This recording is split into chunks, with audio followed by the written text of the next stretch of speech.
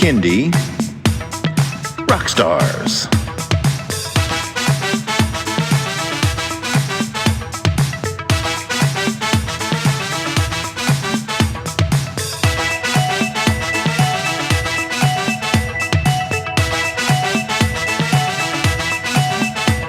Prepare for a treat, let's meet and greet some bands and singers that are super sweet, making music that's fun for boys and girls. Help them learn about this great big world. Fun for the family, yes it's true, your kids will love it and you will too. Clap and dance and sing aloud, become a part of the Kindy crowd. These songs will make you move your feet and give your ears a great big treat. So settle in, grab your guitars, and let's get to know our Kindy Rockstars.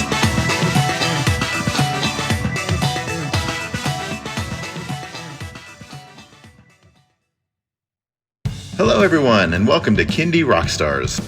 This is the show that gives you the stories behind the songs from some of the best bands and singers that are making fun, informative, educational, catchy, and occasionally silly songs for children and families. I'm your host, Patrick Adams, and each episode of Kindy Rockstars will feature an artist and a featured song. So let's get to this week's show.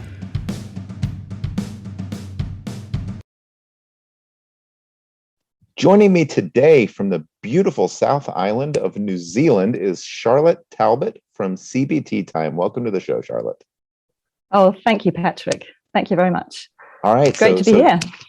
Tell us about yourself and about Teatime. Okay, well, Teatime, like so many of these creative projects, was born during lockdown, our first lockdown last year. I've been doing musical movement for our local Plunket organisation. Now, all New Zealanders will be familiar with Plunket, but to those of you who don't know what it is, it's New Zealand's biggest charity and support service for health and well-being of children, small children under the age of 5, and their whānau, so their extended family and community support network. And I do 3 sessions a week with little under 5s. And when it came to lockdown last year, I thought, what are these children going to do? Because I know some of them, they come along every week and it really is a part of their week. And so I agreed with Plunket that we should try doing some live broadcasts and some Facebook live sessions, which we did. And the first one I did, I realized that when I listened back to it, half of the music was silenced, because I realized afterwards that it was all copyrighted music. And I didn't have the rights to those music. So I thought, this is no good. The children are going to start doing it and then it's all going to go silent. So I put my thinking cap on, and really, to be honest, the only solution was to make my own music. And that's really where Teatime was born.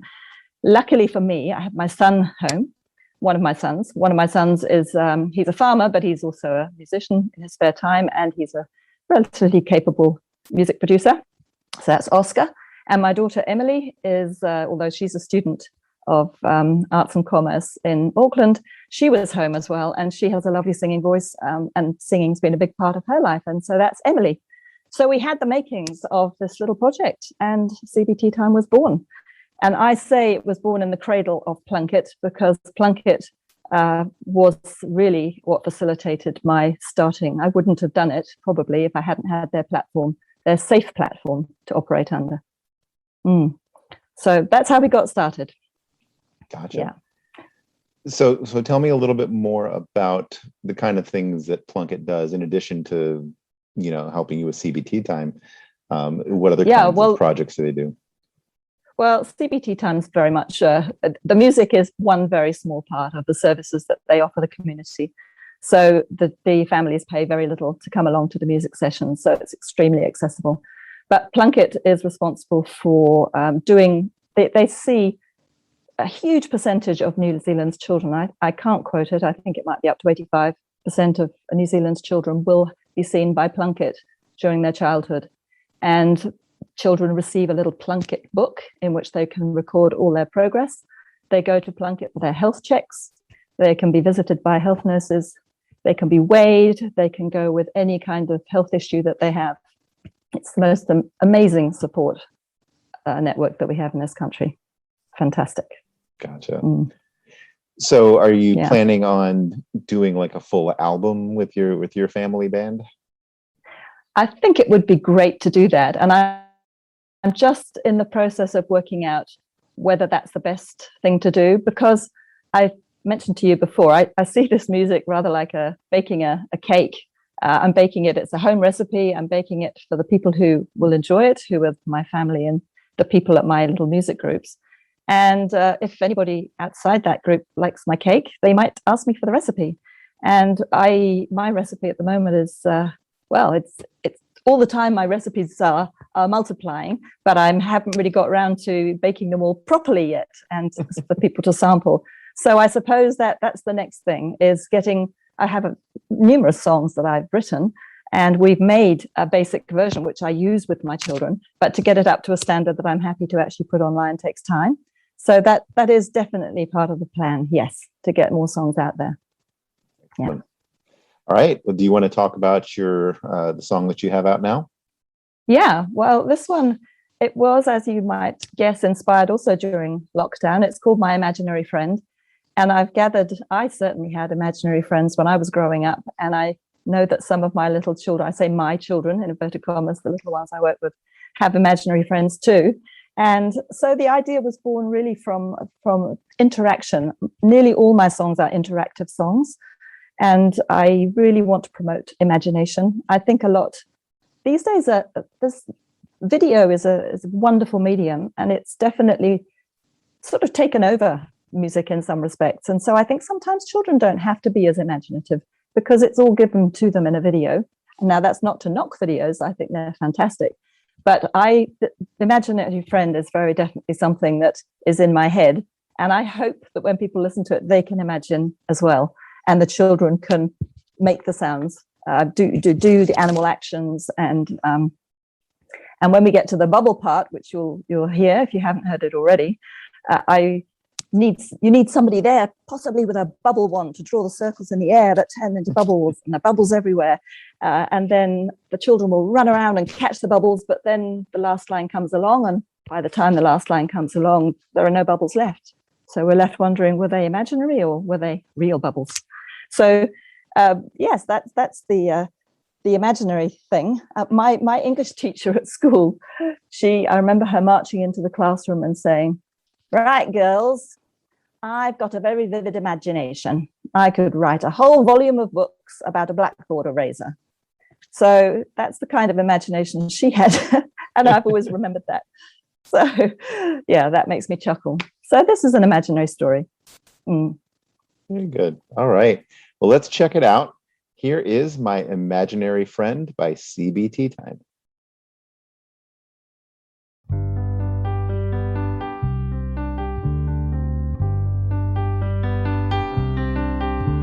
There's someone very clever who always plays with me. He's my imaginary friend who only I can see. He's good at magic drawing and he always shows me how. He's specially good at circles, so let me show you now. My imaginary friend draws a circle in the sky, which he turns into a plane that can fly, fly, fly.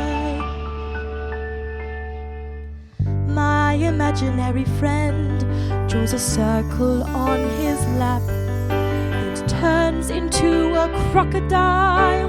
Snap, snap, snap.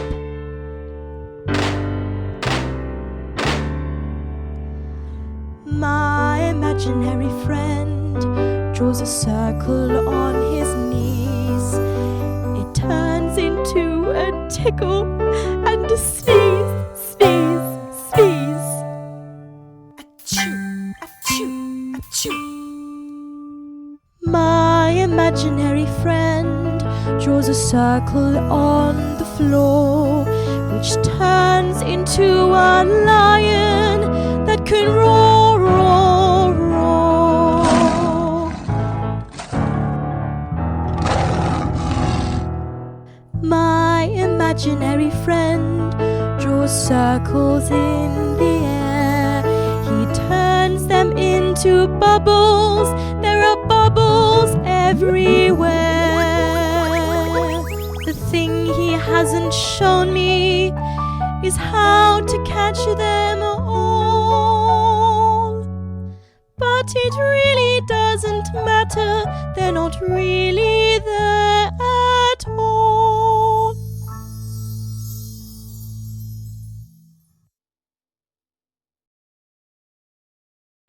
That was My Imaginary Friend by CB Teatime.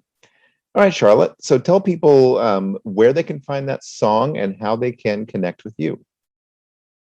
Well, I'm on a few platforms now, just beginning. So I've just started to dip my toe in the water with Spotify and all the other streaming services. You can find me on Instagram, CBT Time for Kids Music. You can find me on Facebook, CBT Time. And well, you can find any other links by going to those places. Very good. Yeah. All right. And I would like to shout out to the Kiwi Kids Music Collective here in New Zealand, because they don't probably realize how much support they've actually given me, because I'm pretty quiet. I'm not very big on social media yet. I'm a bit shy of all that. So again, I'm just dabbling, but they have been very supportive right from the word go. Yeah. Excellent. Yep. Very familiar with that group now. I see that. A lot of the New Zealand kindy community, and I see how supportive they all are of each other, and how New Zealand is supportive of them. So, well, I wish you the best of luck with getting the word out about CBT Time, and thank you so much for being on the show. Well, thank you very much for having me. It's been a privilege, Patrick. Thanks. Goodbye.